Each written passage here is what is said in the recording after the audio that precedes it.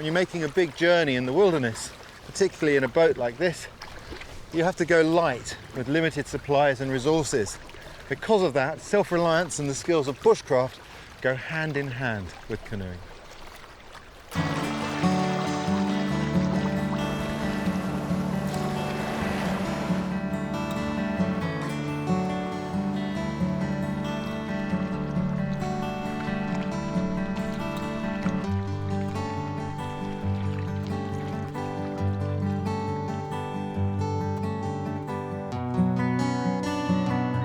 This is the Mississauga River in Canada.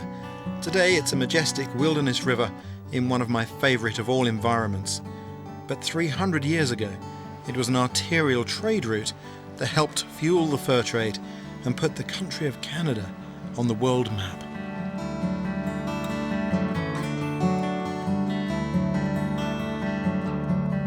Canada is a land of water. For centuries, the canoe was the only way to get around, and for me it's still the best way to see the wilderness. With a canoe, more than anything, it's the journey, not the destination, that matters.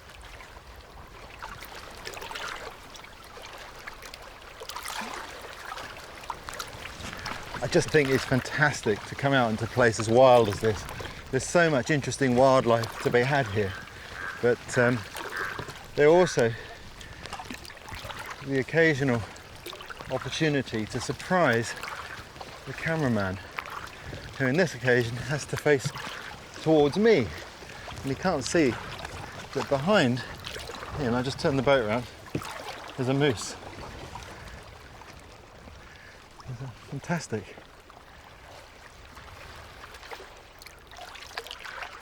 I've always wanted to paddle the great fur trade rivers. In such unspoilt surroundings, it's easy to picture the Mississauga as it was then. From the dense forested banks to the lodges of the beaver, whose pelts drove the trade. 300 years ago, huge canoes would have ploughed up and down this river, taking goods to the far-flung trappers in the north and returning with the valuable furs before the winter freeze. Stories of the men who paddled those canoes have always fascinated me, and none more so than those of the voyageurs, the hardiest of them all. The banks of this river would have rung to the sound of their songs, sung to the rhythm of their paddles to take their minds off the distances still to go.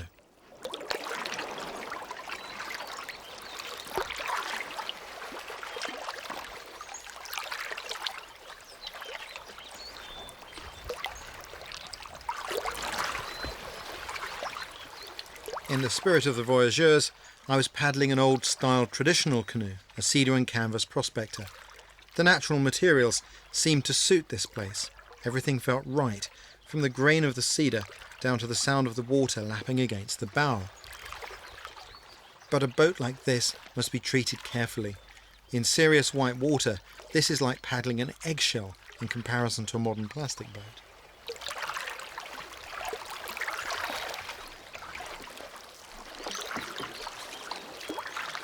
On a good day's paddling, I expect to cover many miles.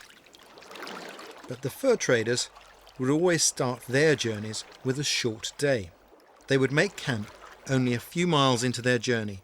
That way they would have the opportunity to use most of the kit they'd be taking with them. If anything was missing, it wouldn't be too far to go back and get it. It was known as the Hudson's Bay Start.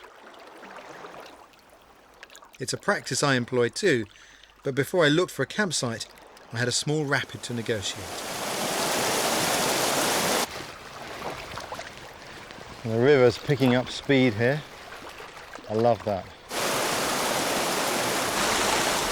It's the rapids that provide the excitement on a journey like this, but this wasn't whitewater rafting.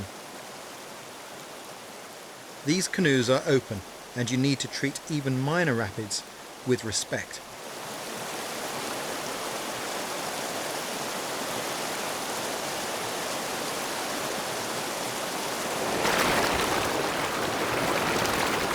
Fantastic. There's no stopping halfway down, whatever happens.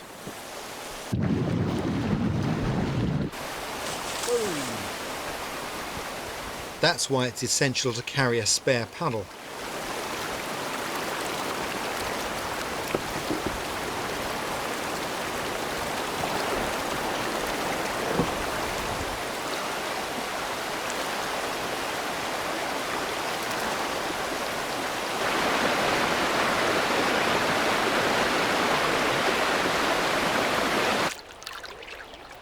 With the rapid safely negotiated, it was time to look for a campsite.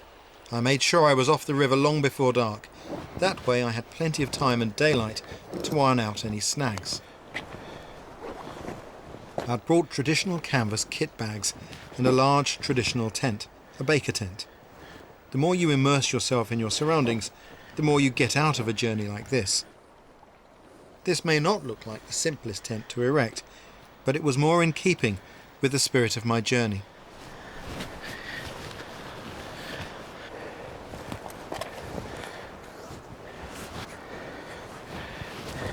This is where the tent really scores.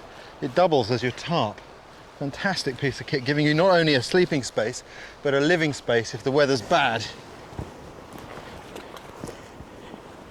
The voyageurs wouldn't have had such luxuries. Space and weight were at a premium, reserved solely for cargo, so they would often improvise a shelter each night by propping their huge canoes on the side, then lighting a fire to keep warm and drive the insects away. Fire lighting's always important in the wilderness, but perhaps nowhere more so than when you're canoeing. The water here is cold. You can capsize, your equipment can be swept away. You could find yourself here stranded on the verge of hypothermia. It's very important that on your person, on your body, you carry the means to make fire. And in this environment, that means a knife and a device for creating sparks, because that's the most reliable when it's wet. Doesn't matter if I soak this, it will still give me fire. And here, this part of the river, there's plenty of birch, and we can use the birch bark to start our fire. We just shave up some fine shavings from the bark, the underlayers will be dry, and we strike a spark down into there, which catches fire. Plenty of birch bark to get the fire going.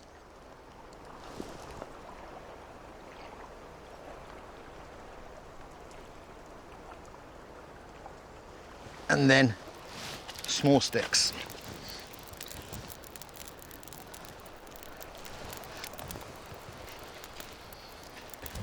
While the fire is lighting up, your knife goes back where it belongs, and your fire lighting equipment goes back securely fastened to your person so that you don't put it down and lose it.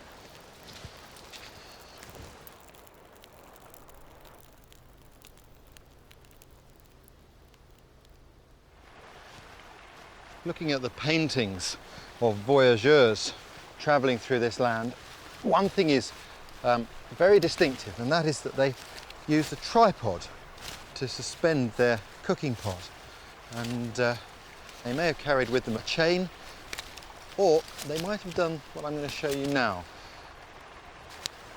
Put your knife away. It's always important to put your knife away, I tell you, especially when there are mosquitoes or biting flies around, because they're very distracting. It's very easy to cut yourself. I've already got a scar. I made that mistake many years ago. What I'm going to do now is I need to make the top part of this stick flexible. I'm not going to make it all flexible, but I'll explain why in a minute. First thing is to twist the fibers so they pop like that. They're just loosening there. And I'm going to use these little side branches to help me loosen that as I work my way up the stick towards the growing tip.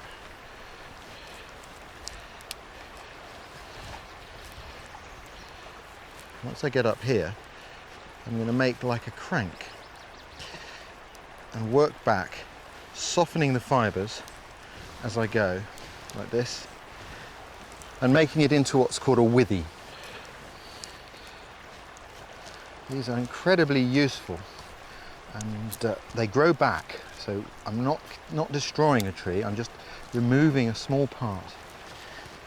And I'm going to take that down to within about a hand's breadth of this fork, so that I end up with a hook on the end of this stick.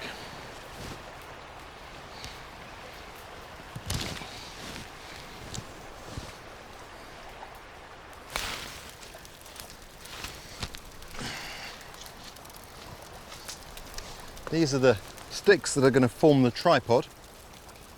And using the top of this withy that I've softened, I'm going to form a clove hitch.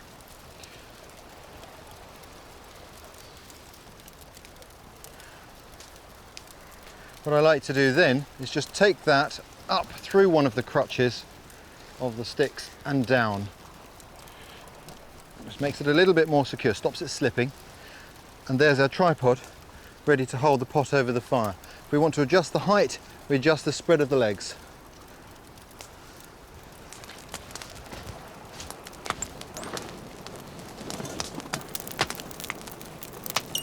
It's easy to romanticize the life of the voyageurs, the outdoor life, singing songs as they paddled, the camaraderie and the massive celebrations when they returned to port. But they would rise before daybreak and paddle for 18 hours a day, resting each hour just long enough to smoke a pipe. The pace was relentless. They were expected to paddle at 45 paddle strokes a minute.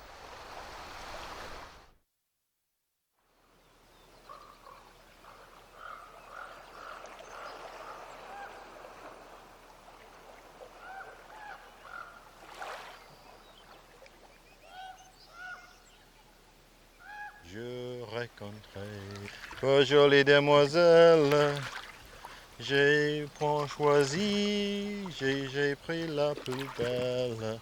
C'est l'Aveyron qui nous mène et qui nous mène, mais c'est l'Aveyron qui nous mène en haut.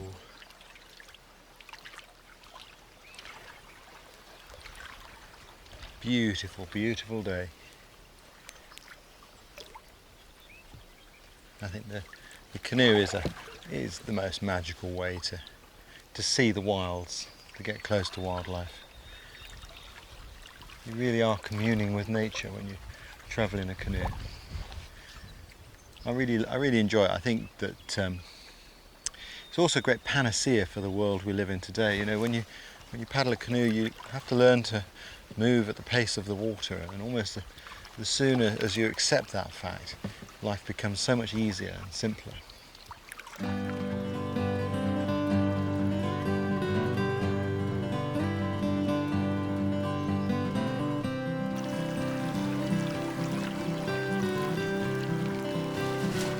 Once you're on a river like this, you can really sense the forest spreading out for miles around. The river is the artery that links it all together, one immense natural entity.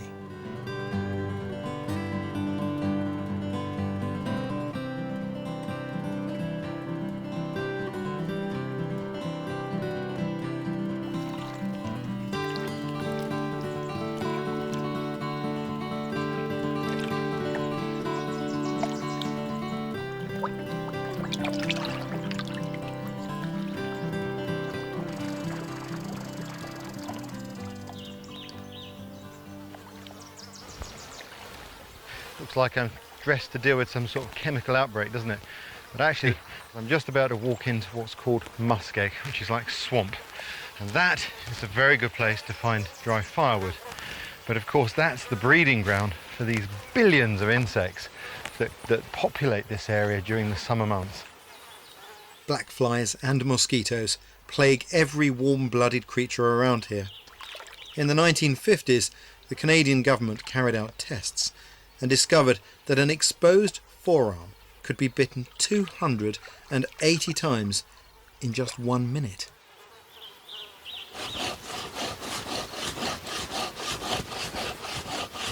So my bug jacket may make things hot and sweaty, but it's an essential item of clothing. It's said firewood makes you warm 3 times. First, collecting it. Secondly, shifting it. And third, when you burn it. I'm going to make a bannock, which is an unleavened bread, which is very much the fare of canoe trips.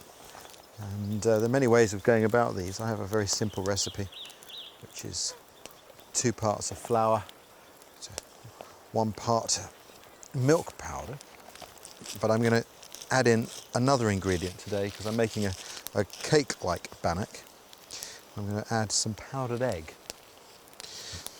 Unleavened breads like this, breads that don't involve yeast, are very much the fare of the Canadian backwoods. The voyageurs used to make something similar they called galette, and there are descriptions of that containing everything from the dirt from the cook's hands to dead flies. If I was to make one of those today, I'm sure there'd be a few dead mosquitoes in there. But the key ingredient to all of these really is baking powder, and here in Canada they have this wonderful ingredient, the magic baking powder. And that's all the basic ingredients. Oh, there is a dead mosquito in there too. I think it's only fair enough I get a chance to bite them back.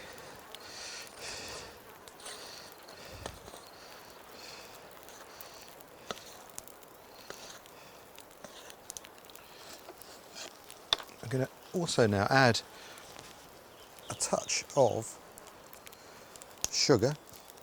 I'm using brown sugar because I think it gives much better flavour for this sort of outdoor cooking. And when you're on the trail, flavours become very important to you. Some raisins. At the end of the day's travel, you know, drying yourself off, getting the fire going, getting a brew on or a meal cooked is actually rather nice routine of the day, something you look forward to. And it's one of the nicer aspects of this sort of travel, really.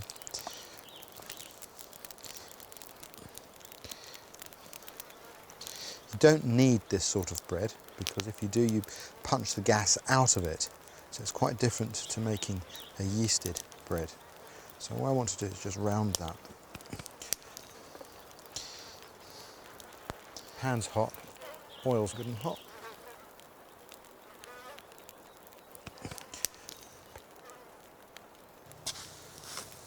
Push it down to spread it within this pan.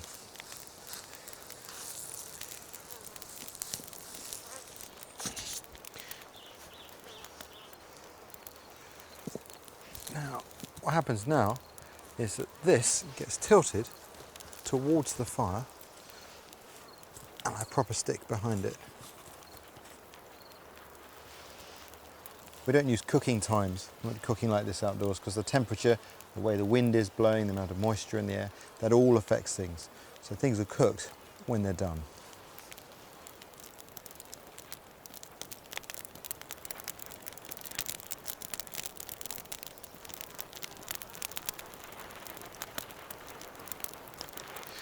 And I've got one last ingredient, and this is a real treat, rum.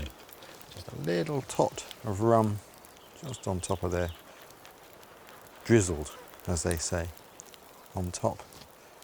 If you could only smell this. There it is, bannock. It's unlucky to cut bannock, so you always break bannock. There, look at that. Oh.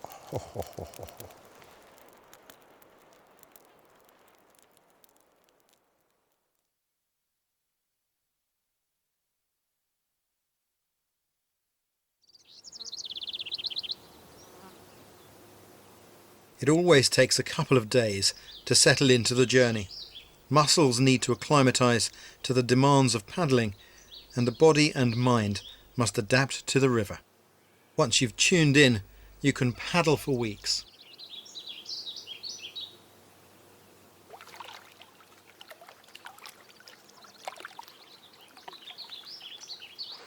Although I'm perfectly happy with my own company, it's always good to share an experience like this. For the next few days, I'll be joined by an expert canoeist and good friend, Ray Goodwin.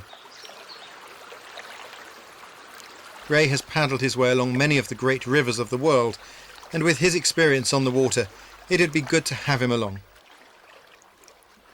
Besides, he'd be able to appreciate my singing.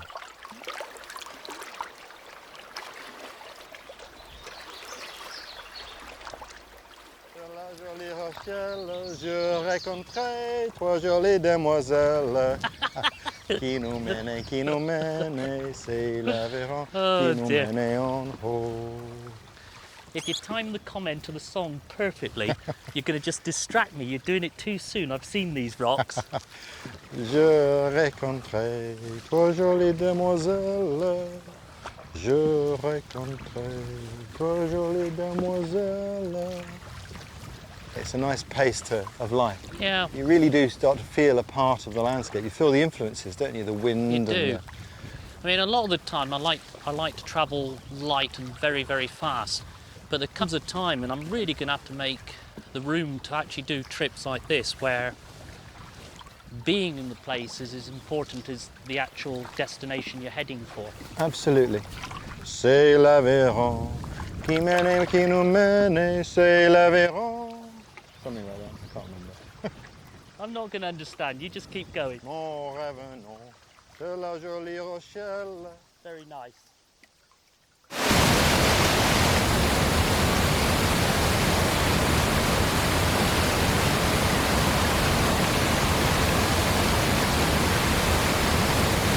Nice if that rock wasn't there, Yeah. because we could go right and come left. But that's in exactly the wrong place, isn't it? But we need to have a look. The only what's clear on the way to screen. assess a rapid Might get a bit of is to water leave the if I canoes certainly and take a want look some from the speed shore. going into it, so Ray and I don't could then throw it. decide on the best route through and check for any hidden dangers. That way there's my marker. But this, When you're hundreds of miles from civilization, the last thing you need is a broken canoe.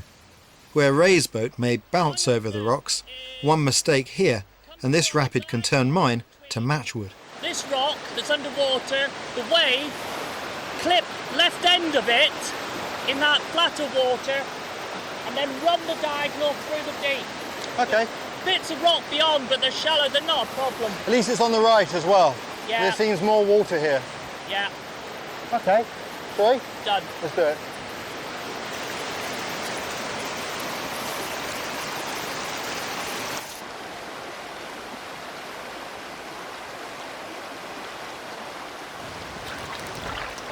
It was great to see Ray in his element. His focus on the canoe was total.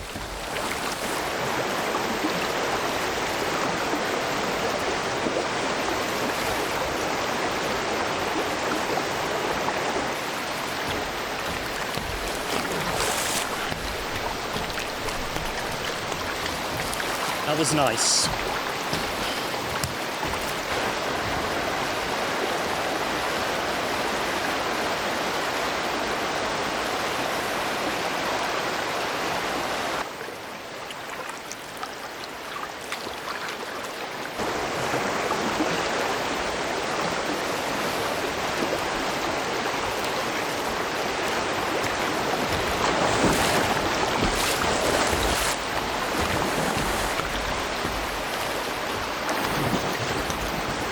Lovely.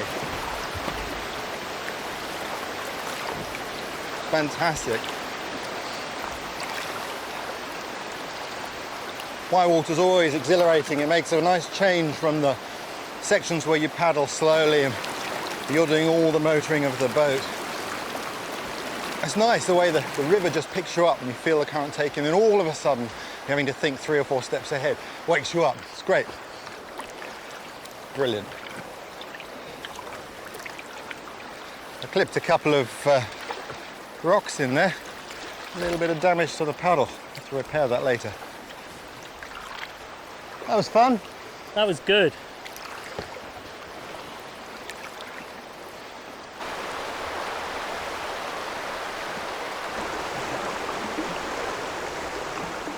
Voyageurs would have run as many of these rapids as possible.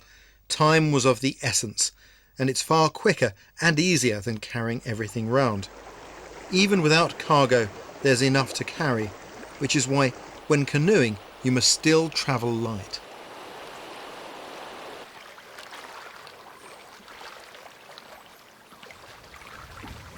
Ah, no song. I think it's your turn to sing. No. Go on, no, give us no, a no. song. Most of those that know me wouldn't even dream of hearing me sing. Probably just as well. Very much so. The thing about this section that I like is we keep getting little rapids and little riffles to push us along. Too much of the flat stuff and you have to start working. I don't mind though, because while I enjoy the white water stuff, that's not what the canoe means to me. I think of the canoe as a vehicle, as a means to get me here, to see the other things, really. These riverbanks here, we have all these plants. Yeah. This is a habitat that's virtually missing in Britain. You know, we've so tidied up our rivers, we've forgotten what wild rivers are like. When I come to somewhere like this, it always makes me think of what we've lost.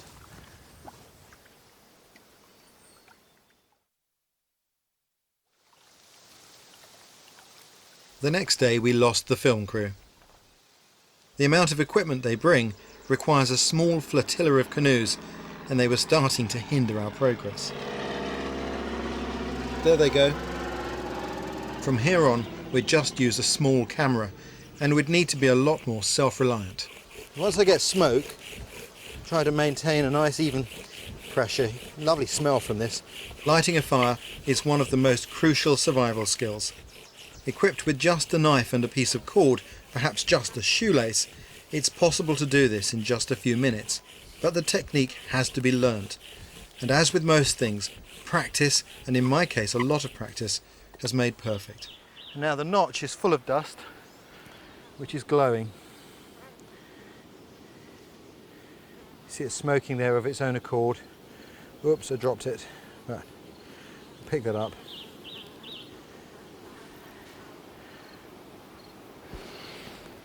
And add him to the tinder that we've prepared, like so. Pinch that in there.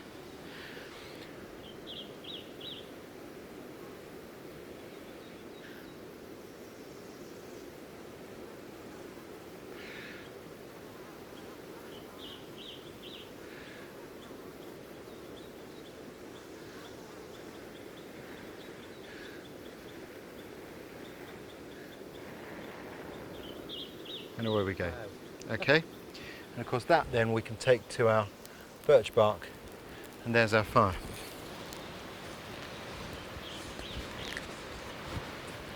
Ray asked me to show him how to do this, and it's not as easy as it can look. Whoops.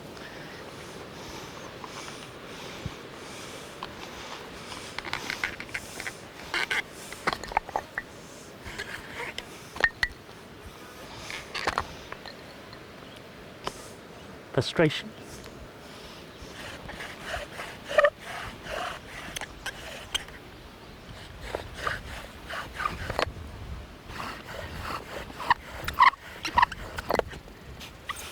Bushcraft is all about taking your time, keeping on trying, and not losing your temper.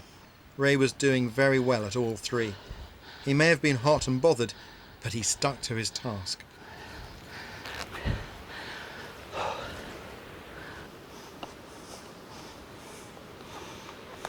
Okay, here we go again. When I teach this technique on courses, I can easily tell who will succeed and who will not, because more than half of it is in the mind.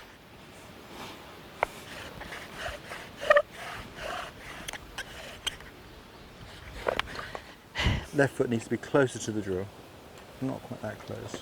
No, I'm just trying to get everything balanced. Good, and yeah. Everybody feels this the first time they do it.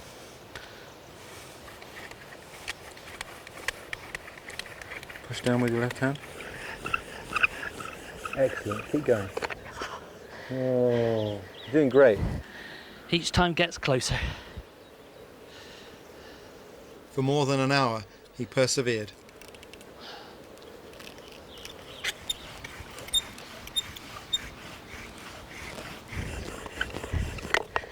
I thought it was going there. That's the best yet. And I'm not going to say anything this time, but when you get that going like that, just maintain it.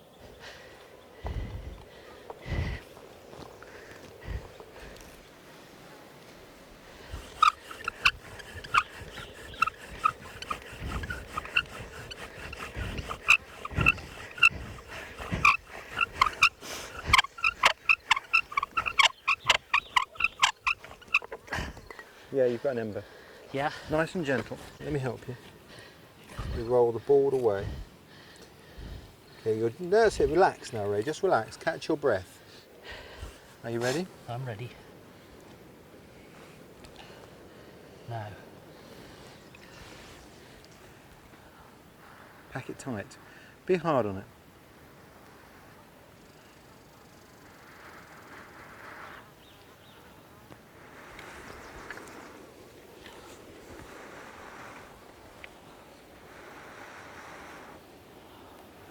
Not so close to your face. That's good. A bit harder.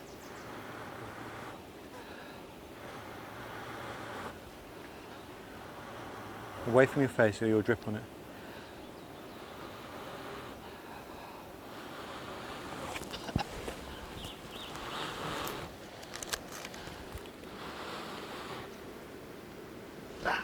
Little puff. I got flames. I got flames.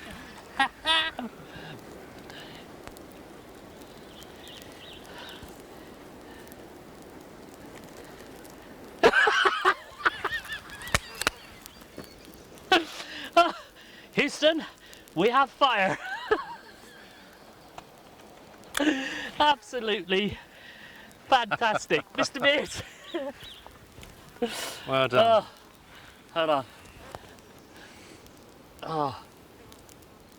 One of the things that I like about bushcraft is that hidden in amongst all of these skills is something else, and that is this business of never giving in. Yeah. And I think that's what these things teach. Then it's not just about lighting a fire on the ground, it's about lighting a fire within.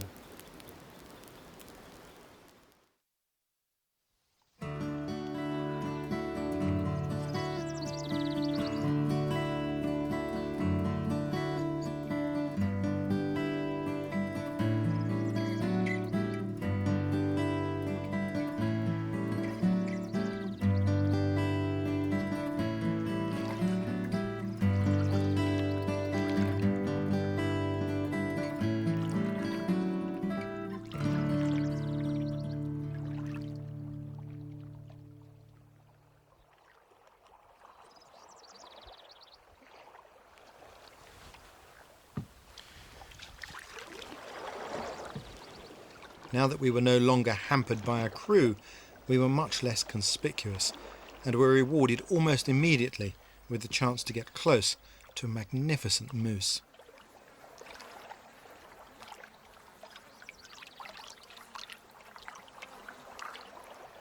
By using a particular paddle stroke called the Indian stroke, we can move absolutely silently.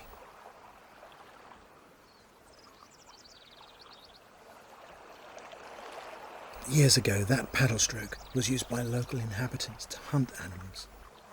Today, we use it to get close to them and see them.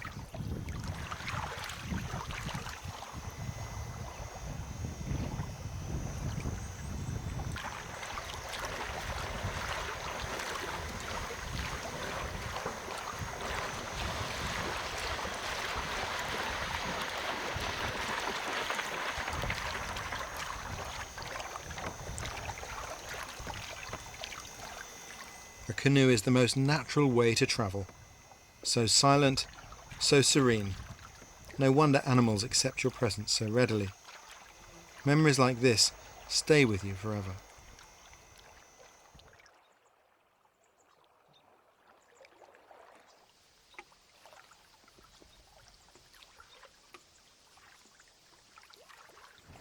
I wish I could actually see it. Incredible. Anything that flies and doesn't sting, it's got to be a friend.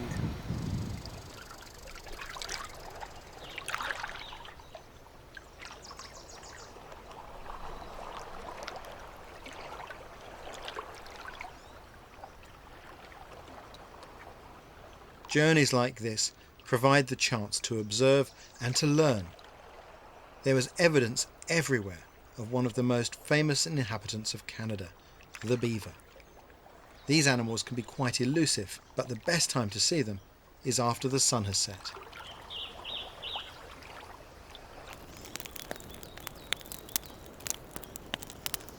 With our camp established, I went a little way upriver to see if I could see some.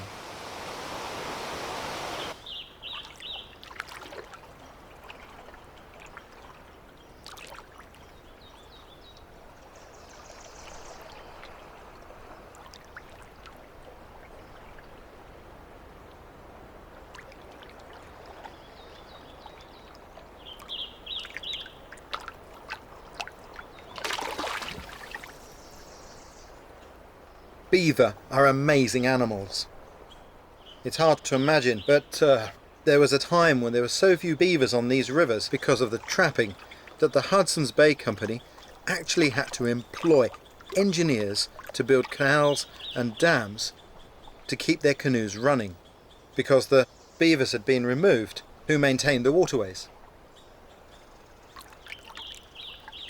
The demise of the beaver continued up to the 1930s.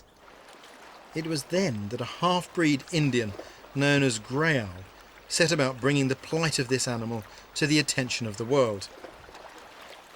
Grey Owl lived out in the wilds, where he was inseparable from the beaver. He was a prolific writer who captured the essence of life in the wilderness and the plants and animals that live there. His books sparked imaginations all over the world. One of the most popular, Tales of an Empty Cabin, was typed up by a family friend called Margaret Charcot. He read stories to us and say, "How does that sound?" And with him reading the story to you, it didn't sound the same when you read it yourself. It wouldn't have the expression in it, the prose through it, that you would pick up when he would read it to you. He wrote all night and slept in the daytime, when the beavers did. He was on their timetable. He was so in tune with the beaver that he even shared the log cabin he lived in with them.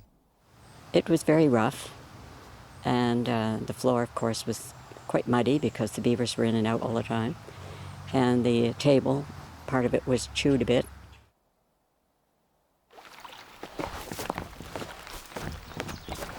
His books brought him lecture tours throughout Britain, where people really bought into the romanticism of this straight-faced, enigmatic Indian and his love for the wild, an image he did nothing to dispel.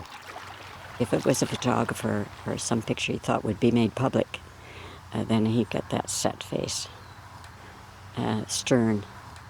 But he wasn't like that with us at all, because I had lots of pictures of him with a good smile. But he was keen to play up the Indian stereotype. When he met King George V, it was Grey Owl who dictated the protocol, not the king. He said that the king had to be seated, the royal family had to be seated before he entered. And then he had his grand entry, and no, you can't do that. He said, "Well, that's what I'm doing," and he did. And then when it was over, he slapped the king on the back and said, "I'll be seeing you." But he got away with it. In fact, he was getting away with far worse. On his death in 1938, it was discovered that Grey Owl had been living a lie. He wasn't an Indian at all, but Archie Bellany from Hastings. You can imagine the uproar. But to me what matters is how he lived his life and what he did for the wilds. He had a profound impact. Years ahead of his time, he preached the word of conservation, and it fell on a receptive audience. And although he wasn't the Native American, Native Canadian he claimed to be, Canada has never abandoned him. And I think that's all credit to them. He was a remarkable man. And through his efforts, not only was the beaver conserved, but very much the environment that the beaver themselves maintained.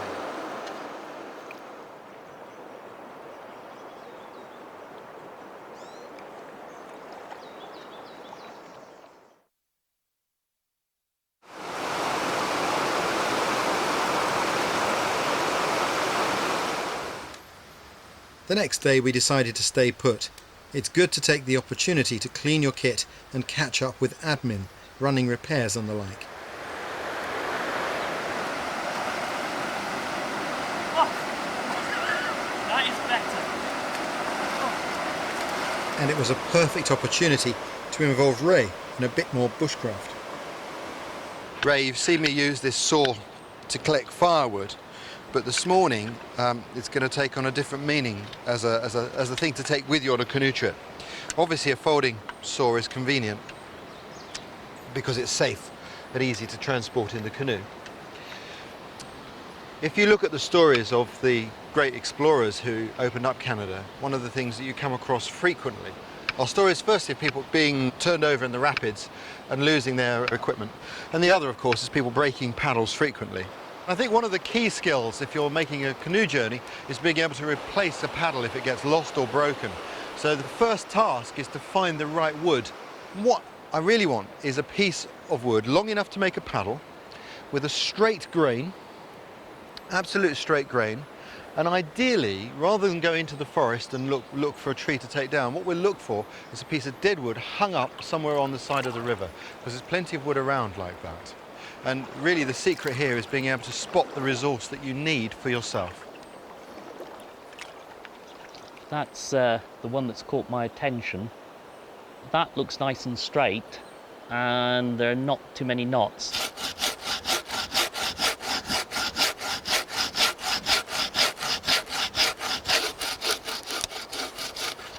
I'm very conscious of not breaking the blade. Explaining that to Ray wouldn't be so much fun. A forest like this is full of useful resources, particularly for food and for medicine. Key is learning to spot them. This lichen, for example, here in Canada, they often call this old man's beard. And this contains an acid which can be used as an antifungicidal. You can boil this up and use that to treat athlete's foot. It can be a handy thing when you've been in canoe boots for a month.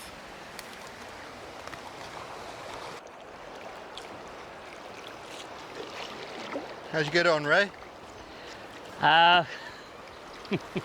Very good question. Have I got a paddle or have I got firewood? Well, I'll give you one answer.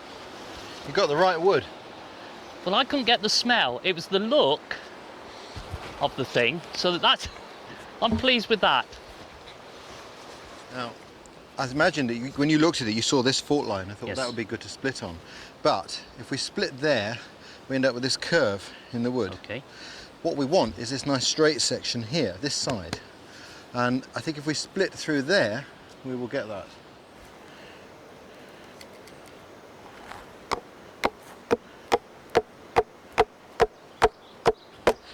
There she goes.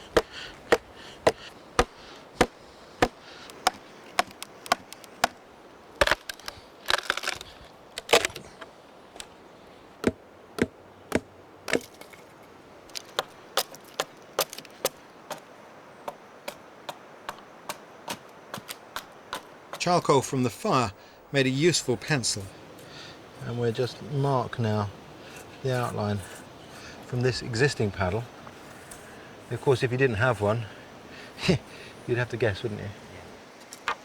So what we've got now is a line that we can cut down to and actually start to shape the handle there, maybe. If I'd cut too deep, we wouldn't have had a paddle at all, and I wanted to make the shaft thicker anyway, as the wood was cedar, which is easy to carve, but not as strong as the wood of the paddle that we used for measuring.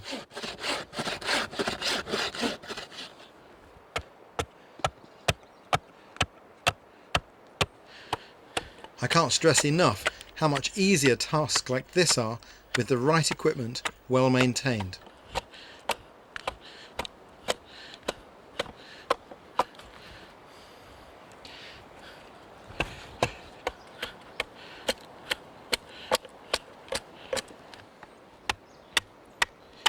I'm quite bold in the way I use the axe, and I think that this is a key to good axe work, is a sharp axe used with boldness.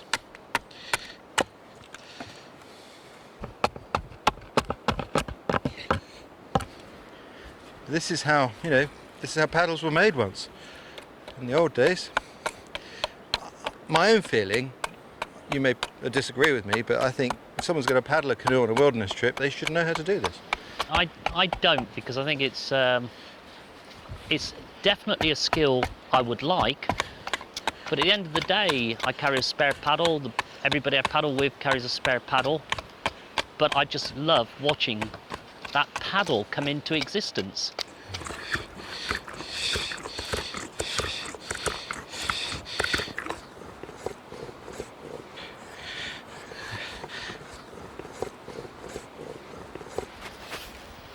Well, Ray, I think that is about done.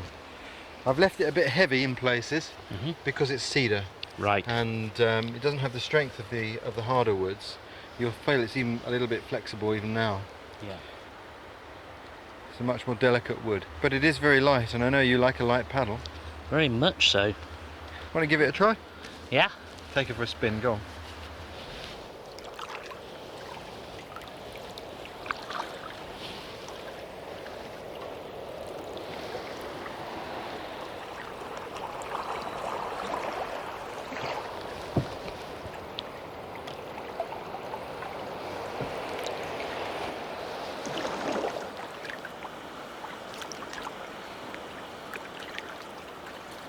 What do you reckon then? What are your first impressions, Ray?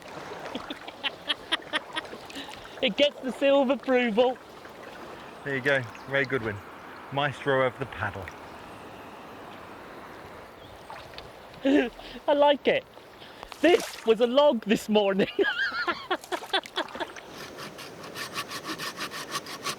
After his success with firelighting, Ray wanted to give it a go too.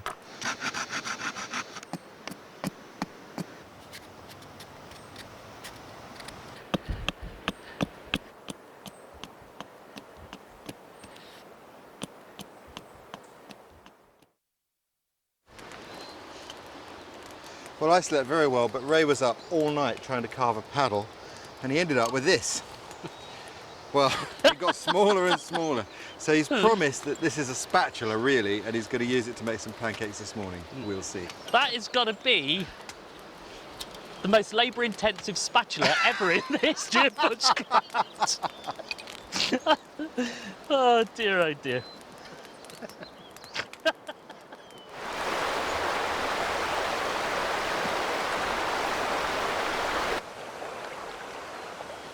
It's a lovely morning, and we've been paddling hard for a few days. It's nice to take some time, relax a little bit. But of course, the voyageurs who came up these rivers, who have a real romance surrounding them, for them life was really hard. They'd have woken up at the crack of dawn, somebody would have shouted, "Saleve, saleve!" Time to get up. And up they'd get, and they'd get underway before they even had breakfast. It'd be several miles down the river, and then they'd have breakfast, probably cooked the night before. That was the beginning of an 18-hour day paddling. Really hard life. And you have to remember, they weren't just going downriver, they were going up them as well. Quite amazing. Anyway, this morning is pancakes. Very traditional canoeing fare. Gives you some bulk in your stomach to get the paddles moving in the morning, and really looking forward to it. Hey! Oh dear, that's the most anemic pancake I think I've ever cooked. You ready for this, Ray? Yeah.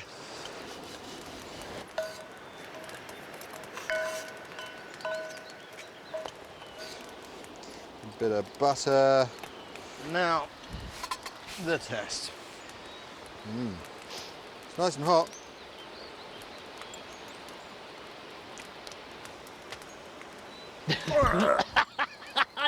Very good. Very nice.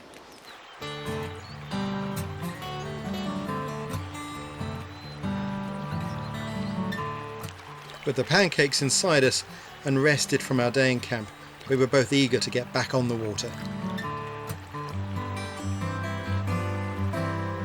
Every stretch of this river has its own character, and the next stage was no exception. We were faced with a sequence of rapids of varying size and force. When you're on a journey like this, there are 3 different ways to deal with rapids. The ones that are most fun are the ones you can run, and in some ways, the bigger the better.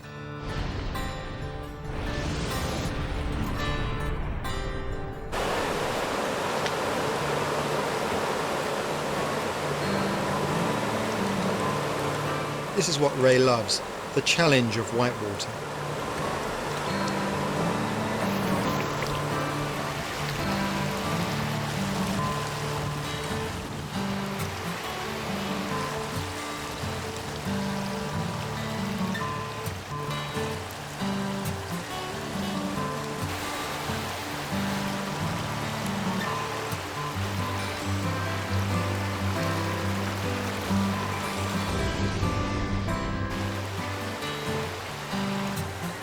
I love it too.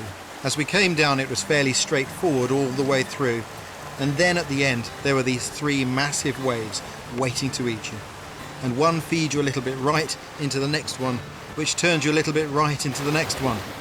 In a rapid like this, nature tests both your nerve and your skill.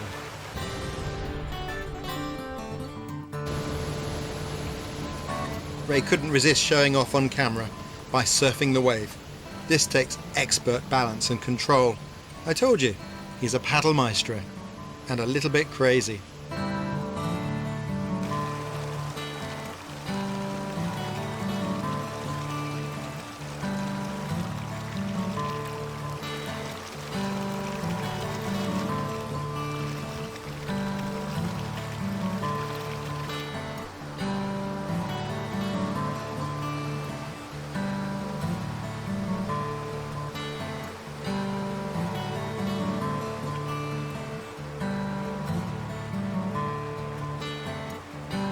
Some rapids just run out of water. I could feel the bottom of my delicate canoe scraping along the rocks. It was time to get out. This sort of rapid requires a process called lining. Basically walking your canoe through the shallows on a line. It can be a bit awkward at times, but it's no real hardship.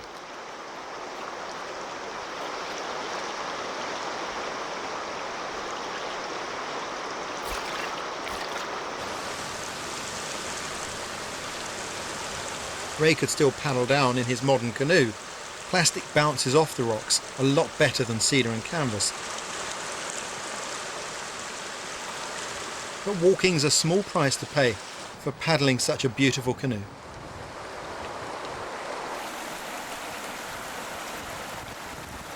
It's not very Hollywood, is it? It was Hollywood making this movie.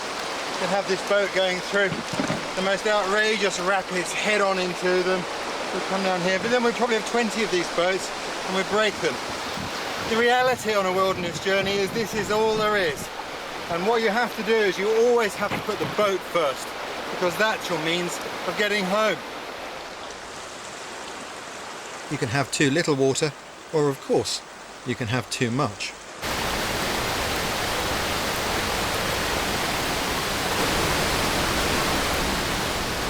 This is Split Rock Rapid. There's no way a canoe will go down that. And of course that was one of the second design criteria of the boats. First, they had to be capable of carrying the loads and negotiating the rocks. But secondly, they had to be light enough that you could carry them past the obstacles they couldn't navigate.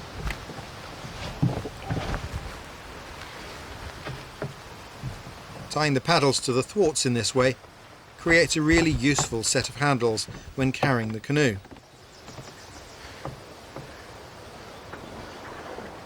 This is what's known as a portage, and yes, it's hard work. The voyageurs would have had to manhandle their huge canoes all along here. Some of the portage trails on these rivers are very long indeed. They must have been tough.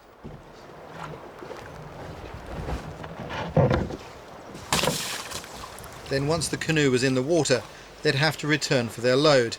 In addition to their own clothing, each man was expected to carry 6 90-pound packs, 2 packs at a go.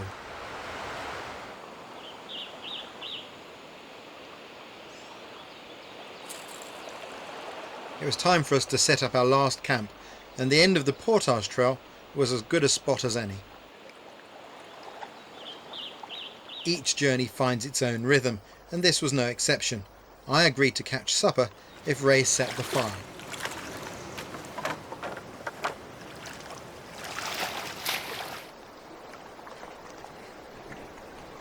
A whitefish, fantastic. They're great eating.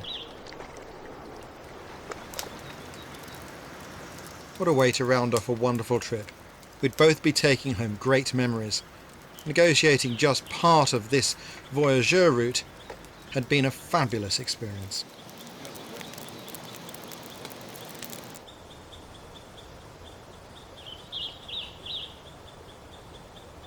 After dinner, it was good to have time to reflect.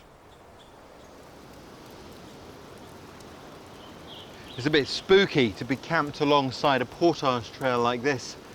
These trails were established even before the fur trade by the local Indian population moving through the forest, and then of course they became the highways for the voyageurs to portage their pieces, 90-pound packs, past the falls. I sometimes think that if you sat here quietly enough in the evening, you could see the ghosts of the voyageurs pass by.